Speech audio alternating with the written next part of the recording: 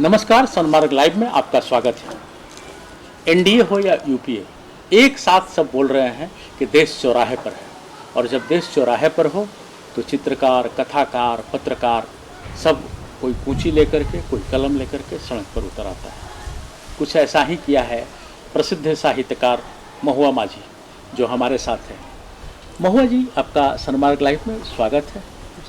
आप ये बताएं कि आखिर एनडीए हो या यूपीए, दोनों एक साथ ये बात को बोल रहे हैं कि देश चौराहे पर खड़ा है, ऐसा एनडीए और यूपीए कह रहा है।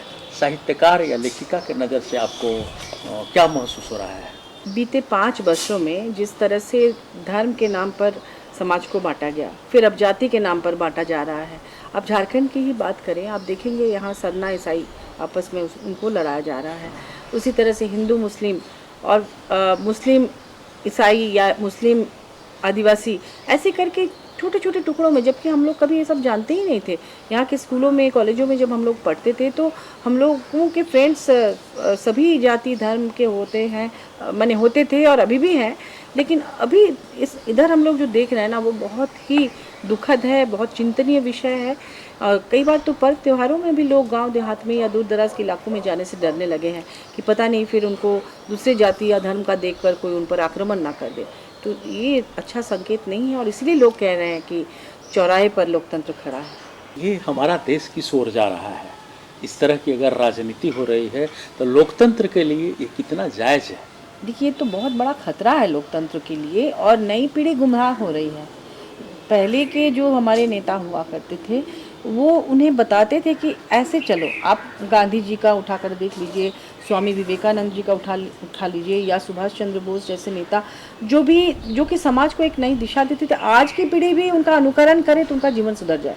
लेकिन आज जो नेता बनते हैं, अपने आप को महान नेता कहते हैं, महानायक कहते हैं, अगर उनके चरित्र को आप देख ले, उनके एक वाक्य को देख ले, आपको शर्म आएगी कि भाई वो युवा पीढ़ी को अपने पीछे चलने के लिए कहते हैं। शास्त्री जी के लड़के भी आए थे, अनिल शास्त्री। इन्होंने कहा कि जय जवान की जय किसान की सिर्फ बात हो रही है। बिल्कुल, देखिए, किसान जो हैं वो आत्महत्या करने पर मजबूर हो रहे हैं। तो एक तरफ इतनी योजनाएं हैं, करोड़ों रुपए उनके लिए खर्च हो रहे हैं, दिखाया जा रहा है, बजट इतना सारा बन रहा है, तो आखिर वो क्यों आत्महत्या कर रहे हैं? आप जैसे लोगों को ग्रास रूट लेवल की जानकारी ही नहीं है। बड़ी बड़ी योजनाएं बन रही हैं, बड़े बड़े होर्डिंग्स लग रहे हैं, विज्ञापनों पे करोड़ों रुपए खर्च हो रहे हैं, जिसकी कोई ज़रूरत नहीं। अगर ज़मीन धरातल पर काम हो तो आपको विज्ञापन की क्या ज़रूरत कि हमने फला काम किया, फला। सरकार का काम ही है करना। उनको जनता ने इसीलिए उन पदों पे बैठाया है। आपको सरकारी सुविधाएं दी जा रही हैं, नौकर चाकर दिए जा रहे हैं, आपको कीमती गाड़ियाँ दी जा रही हैं, आप हवाई जहाज में सफ़र कर रहे हैं। तो आप जनता के लिए काम नहीं करेंगे तो करेंगे क्या? और योजना के जो पैसे हैं आप अपने जेब से नहीं दे रहे हैं, वो पैसा जनता के टैक्स का पैसा है। और उसी को आप बड़ा बड़ा होर्डिंग बना के हमने ये किया, हमने गैस दिया, तो हमने ये बहुत गलत है। नहीं, लेकिन भारतीय जनता पार्टी तो कह रही है कि भाई अब तक 70 वर्षों में जो विकास नहीं हो पाए, वो विकास का काम हम लोगों ने 5 वर्षों में किया है। आप साहित्यकार के नज़रिया से बोलिए और नेत्री के नज़रिया से बताइए। देखिए, हम ऐसा कहना चाहते हैं कि विकास जो हो रहा है वो ज़्यादातर बोला जा रहा है, हो नहीं रहा है। आप अगर धरातल पर देख लें, हम तो झारखंड मुक्ति मोर्चा की महिला मोर्चा के केंद्रीय अध्यक्ष हैं।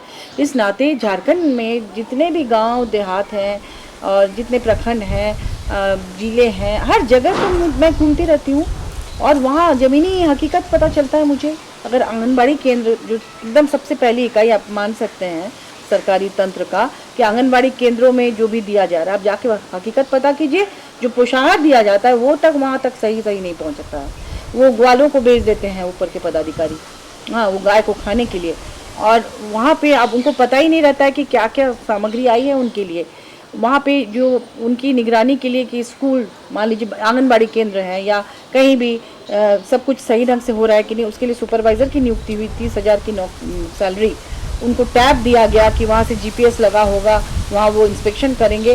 वो उनका जाके हर्ष देखिए, उनके सारे टैब पड़े हुए होंगे CDPO के ऑफिस में, ड्रायर में। तो मॉनिटरिंग नहीं है हर जगह। आप महिला आयोग की अध्यक्ष भी रही हैं, प्रदेश अध्यक्ष भी रही हैं। आज भी अगर अखबार को देखें तो बलात्कार जैसी घटनाएं बढ़ रही है। 4 बलात्कार हुए हैं बीते कल, जिसमें एक राजधानी रांची में भी बलात्कार हुए हैं, डायन हत्या भी हुई है। इसको किस ढंग से आप देख रहे हैं? लोग प्रबुद्ध होते जा रहे हैं, नारी शोषण जारी होते जा रहा है, इसको मैंने कहा ना कि पहले जो एक नैतिकता की शिक्षा दी जाती थी, नीति शास्त्र पढ़ाया जाता था, या बड़े जो कि मार्ग प्रदर्शक होते थे, बड़े नेता या जो भी हैं, वो रोल मॉडल हुआ करते थे जिनका लोग सम्मान किया करते थे। अब जब युवा पीढ़ी देखती है कि जो भ्रष्टाचारी हैं, जो इस तरह से बलात्कारी हैं, और उनका समाज में इतना मान सम्मान हो रहा है, पैसे के बल पर, धन बल के बल पर वो लोग बड़े बड़े पदों में चले जा रहे हैं और उनका रुतबा है, बड़ी बड़ी गाड़ियों में चढ़ रहे हैं, तो युवा पीढ़ी सोचती है कि यार क्राइम करने से अगर इतना सम्मान मिल सकता है तो हम क्यों नहीं क्राइम करें। तो ये है कि समाज को सोचना होगा, और उसमें सिविल सोसाइटी की भी महत्वपूर्ण भूमिका होनी चाहिए। और वोट के समय में लोग अगर अच्छे प्रत्याशियों को वोट करें, हाँ, उनको तो देखिएगा उनकी जमानत भी कई बार जब्त हो जाती है अच्छे प्रत्याशियों की, और जो धन बल खर्च करके, जो रंगदारी करके और दूसरों को डरा के धमका के गलत रास्ते से जो धन इकट्ठा करते हैं, कई बार वो लोग जीत जाते हैं। तो इसमें क्या होता है कि युवा पीढ़ी को सही दिशा नहीं दिखाने का कोई तो रहता क्या ऐसा नहीं लगता कि देश एक आंदोलन की ओर बढ़ रहा है? बिल्कुल बढ़ रहा है, आंदोलन होना भी चाहिए। आंदोलन ऐसे लोगों द्वारा होना चाहिए जो समाज को एक अच्छी दिशा देना चाहते हैं, लेकिन हर बार ये लोग हाशिए पे आ जाते हैं। आप जैसे साहित्यकार अगर राजनीति में आ रहे हैं तो उद्देश्य क्या है, क्या देखिए, पहले तो मैं एक लेखिका हूँ, और लेखन के दौरान भी मैं ड्राइंग रूम राइटिंग कभी नहीं की। मैंने जो भी लेखन किया समाज की सच्चाइयों को देखते हुए, जैसे आदिवासी जीवन की हो या जो भी जहाँ सांप्रदायिक घटनाएं हुई, उस पर मैं काम करती रही। तो मुझे लगा कि बहुत काम करना बाकी है, विशेष रूप से झारखंड की महिलाओं के लिए। तो उसी समय महिला आयोग के पद पर मुझे जाने का अवसर मिला, तो मैं उसमें रह के बहुत काम की। लेकिन आयोग में की एक सीमा होती है, अब सब कुछ तो नहीं कर सकते हैं। तो अभी उसके बाद जब मुझे राजनीति में आने का ऑफ़र मिला और मुझे रांची से टिकट मिली, तो मैं यही सोचकर इस चुनौती को मैंने स्वीकारा कि अगर मैं विधायक और मंत्री बनती हूँ तो जो विभाग मुझे मिलेगा, और विशेष रूप से झारखंड को सुधारने के लिए या यहाँ के आम लोगों के लिए, चाहे वो महिला हो चाहे पुरुष, तो वो काम करके दिखाना चाहिए। हम लोग लेखक या पत्रकार, वो हम लोग या तो लिख के लोगों को बताते हैं ऐसा होना चाहिए, या दिखा के आप लोग दिखाते हैं कि ऐसा होना चाहिए। मैं तो बोला अगर ना कि भाई तो हम लोग हम लोग चाहते साहित्यकार हैं कि काम करके बताएं कि हाँ ऐसा होना चाहिए। तो इस तरह से अगर जिनके मन में समाज के लिए कुछ करने की इच्छा है, और हम लोगों को जिस तरह से हम लोग शुरू से हर मंच पे जाते रहे, तो बड़े जो अच्छे लोग हैं उनको सुनने का, जानने का और उनकी किताबों को पढ़ने का अवसर मिला, तो एक लगता है कि हाँ ये होना चाहिए समाज में, ताकि लोग एक अच्छा जीवन जी सके। तो वो सब कुछ हम लोग काम करके बताना चाहते हैं, मैं पर्सनली चाहती हूँ, और इसीलिए मैं इतना मेहनत भी कर रही हूँ, क्योंकि आप जानते हैं कि राजनीति में चुनाव जीतना कितनी बड़ी बात होती है, कितना मुश्किल होता है। लेकिन मैंने सारे चैलेंजेस को स्वीकार किया है, और मैं दिन रात मेहनत कर रही हूँ कि मैं आऊँ सत्ता में और आकर मैं काम करके बताऊँ कि हाँ ऐसा तो क्या लग रहा है, महागठबंधन के समर्थन में आपकी झारखंड मुक्ति मोर्चा है, क्या दिखाई दे रहा है? अगर झारखंड के परिप्रेक्ष्य में कहें तो 14 में कितनी सीटें आप पा रही हैं? देखिए, अभी तो हम लोगों ने ज़्यादातर सीटें कांग्रेस को छोड़ी हैं, क्योंकि महागठबंधन है, तो सेंट्रल में वो लोग अपना करेंगे। और जैसे बात हुई है कि विधानसभा में हमारे माननीय हेमंत सोरेन जी को, झारखंड मुक्ति मोर्चा को नेता मैंने महागठबंधन का नेता चुना जाएगा, ऐसा आश्वासन दिया गया है। सारी बातें हुई, तभी जाके एमपी इलेक्शन में हम लोगों ने महागठबंधन को स्वीकार किया। तो विधानसभा राज्य में शासन करेगा, तो मुझे लगता है कि हमारी पार्टी जीत कर आएगी ज़्यादा से ज़्यादा सीटों पर, और महागठबंधन के जो हमारे साथी हैं वो भी रहेंगे। तो उनमें अच्छे लोगों को चुनाव जीत कर अगर वो आए, तो फिर हम लोग उसको लेकर सरकार बनाएंगे, और निश्चित रूप से झारखंड को एक अच्छी दिशा मिलेगी इससे। नहीं, अच्छी दिशा की बात तो आप कह रहे हैं, मिलना ही है। समय जो चल रहा है उस हिसाब से होना भी चाहिए। लेकिन क्या महागठबंधन में केंद्र में जो सरकार बनेगी तो झारखंड मुक्ति मोर्चा को तरजीह मिलेगा क्या? क्योंकि जितनी समस्याएं हैं वो सब केंद्र से ही दूर हो पाती हैं। सिर्फ स्टेट चाह करके भी बहुत सारा काम नहीं कर पाता है, नहीं हो पाता है। तो कितनी पूछोगी केंद्र में अगर महागठबंधन की सरकार बनती है? तो निश्चित रूप से अगर केंद्र में महागठबंधन की सरकार बनती है तो वो हमारी बात सुनेंगे, और हमारे तो खुद के 4 सीट्स हैं यहाँ पर, कांग्रेस के साथ हैं, और बाकी जेवीएम और राजद और तमाम सीट्स हैं। तो सब लोग मिलके अगर जीतते हैं तो निश्चित रूप से केंद्र में झारखंड को तवज्जो मिलेगा। नहीं, क्या लग रहा है अभी तो कोडरमा में भी आप लोगों का जो गठबंधन है, महागठबंधन, वो फेल होने के कगार पर है, क्योंकि राजद ने CPI ML के जो राजकुमार यादव हैं उनका समर्थन दे दिया, जो चतरा सांसद हैं सुभाष यादव, और चतरा में भी आप लोगों का महागठबंधन फेल ही हो गया है। भीतर घात का भी खतरा चरम पर है।